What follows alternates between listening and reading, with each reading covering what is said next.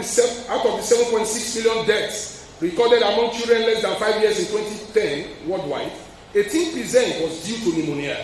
The major issue associated with viral respiratory tract infection is diagnosis and treatment, as most laboratories in Nigeria today are not equipped with diagnostic equipment to investigate viral infections. Antibiotics are often prescribed for almost all respiratory tract infections.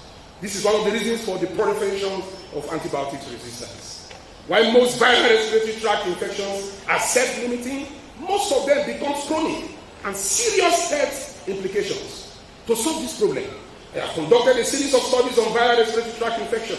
I am currently supervising 2 PhD students who are studying the prevalence of 5 different respiratory viruses in children in Ilorin and southwestern states of Nigeria.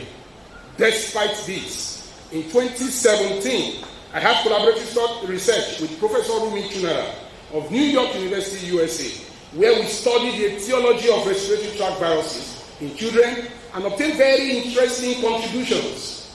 We utilized the RV15 one-step AIDS detection kit, which could simultaneously detect 15 human viruses. The findings were unprecedented, as no study in Nigeria had utilized this diagnostic method prior to our study. This also gave us a breakthrough, as we were able to identify 10 different viruses within the study community, just very close to us here, not too far here in Tanke, and hospitals responsible for respiratory tract infections in Ilorin, Nigeria. The extensive information gathered from the study is summarized in the figure currently displayed here. We found in some subjects multiple infections of some viruses within some subjects. Contributions to knowledge. We made a major contribution to the scientific world by discovering that coronavirus OC229E/NL63 was a common unidentified cause of respiratory tract infection in children in Nigeria.